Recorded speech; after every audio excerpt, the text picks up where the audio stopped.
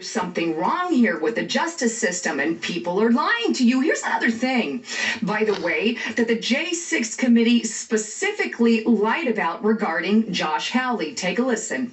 To prove that Josh Hawley was a coward, the committee released a video of him loping out of the building on the afternoon of January 6th with a police escort.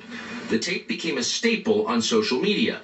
Democrats laughed with derision. Later that day, Senator Hawley fled after those protesters he helped to rile up stormed the Capitol.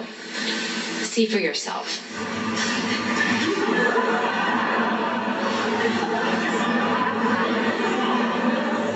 But in fact, the surveillance footage we reviewed shows that famous clip was a sham, edited deceptively by the January 6th committee. The clip was propaganda, not evidence. The actual videotape shows that Hawley was one of many lawmakers being ushered out of the building by Capitol Hill police officers. And in fact, Hawley was at the back of the pack. The coward tape was a lie. If that doesn't boil your blood, I don't know what will. That is a straight out lie. The J6 committee manipulated the actual evidence to make Josh Hawley look like some kind of coward, when in reality, they were all being ushered out of the building. Straight up lie. And they're going to accuse Tucker Carlson of the possibility of editing the videos. I mean, really? How about another lie told directly to your face? In fact, I debunked this lie on Restricted Republic. Again, you got to get there. I debunked this quite some time ago. But they said that Ray Sicknick was killed the day of, the police officer the day of the event. Well, it turns out that wasn't exactly true either. To this day, media accounts describe Sicknick as someone who was, quote, slain on January 6th. The video we reviewed proves that is a lie. Here is surveillance footage of Sicknick walking in the Capitol after he was supposedly murdered by the mob outside. By all appearances, Sicknick is healthy and vigorous. He's wearing a helmet, so it's hard to imagine he was killed by a head injury. Whatever happened to Brian Sicknick was very obviously not the result of violence he suffered at the entrance to the Capitol. This tape overturns the single most powerful and politically useful lie the Democrats have told us about January 6th. There you have it. Walking around with a helmet on his head, and he, at least at that time, seemed to be fine. Not killed the day of the event, right? It's a very unfortunate thing what happened to him, and I pray for him and his family. It's very sad. And look, let me be very frank with you. I am not happy with what transpired on January 6th. There's a lot of bad things that happened that should not have happened. The destruction of property, the breaking of windows, all these kinds of things were very unfortunate. But there are also people there who committed nothing more than trespassing crimes and are getting months to years in prison. This is insanity. And they're not treating the BLM Antifa riots the exact same way.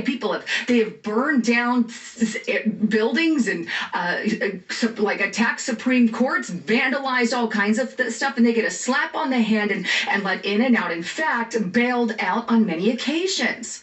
But that's aside from the point, kind of going back to the events that transpired on J6. Again, it's very unfortunate what happened. I do not support the events that transpired that day, any violence that took place, but we've got to have more of an even justice system. Not only that, but what we really can't have is our so-called January 6th committee and our representatives straight out lying to us because they thought the footage would never be released. That makes even Republicans, Liz Cheney specifically, a straight-up fraud and liar, which many of us already knew that she was. Now, on top of it all, Tucker Carlson actually brought on Representative Thomas Massie, and here's what he added about the events that transpired. We need a complete catalog of all of the feds who were there. Tell us who they were. Let's watch the videos and let's see what they did, because there's some really strange behavior on those videos, and people behind the police lines in plain clothes, like touching them on the shoulder, talking in their ear, walking around boundaries as if they weren't even there. It's very odd. I'm the one who asked Merrick Garland. I showed him the tape of Ray Epps. The Democrats didn't like it. I had to show it on an iPad for Merrick Garland to watch it, and then he refused to say how many feds were there. So people behind the police lines, tapping on their shoulder, whispering in their ear, that's something that should be questioned, right? And like Mr. Massey said, Representative Massey said, they have already admitted that there were federal agents there. And I think one of those agents, in my personal opinion, is the famous Ray Epps. Be it FBI, be it DOJ, he is somehow working with some kind of federal agency. Otherwise, why is he not behind bars? And they refuse to actually give us answers on any of that. And I really want the answers as to how many federal agents were there that day, and was there any entrapment going on? I think these are questions that we, the public, desperately need. And anyhow, with all of this information, what does the mainstream media say about it all? Well, of course, they're covering their tracks. They're saying Tucker Carlson is editing videos. However, that's exactly what they did. I don't think he's editing videos. I think he's disproving the video evidence that they gave without sharing the counter side. Take them all together, you've got a picture of what actually transpired that day. And the mainstream media is out there, I believe Communist News Network and others are, oh, he's lying. Well, show me what he's lying about. He showed the actual footage. I mean, really? Really?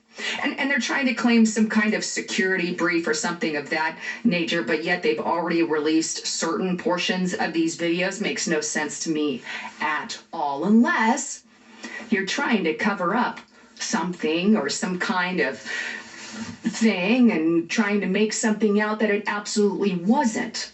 This wasn't a full-fledged armed insurrections and a coup or takeover or anything like that. It was a riot, not anything that, again, that I support. It's unfortunate that it happened, but the mainstream media is still out there telling lie after lie after lie, and it really, really makes me sick to my stomach. Me too, but the bottom line here that I really want to share with you guys is I think this proves that we are in a police state. I do believe we are. I don't believe we're a free country anymore, because if we were a free country, then we wouldn't have the FBI and the DOJ searching out people for crimes. They would search out crimes for people. And instead, with the J6 events, they searched out people specifically for crimes. This is not something that happens in a free country. This is something that happens in a country that is a police state. Another thing that happens under a police state is everything you do and say is tracked and monitored. Well, here in the United States of America, they literally use our cell phones as massive tracking devices. They can get your geolocation in a certain area if and when they want it. Who you're with, when you're with, what you are doing kind of in that area.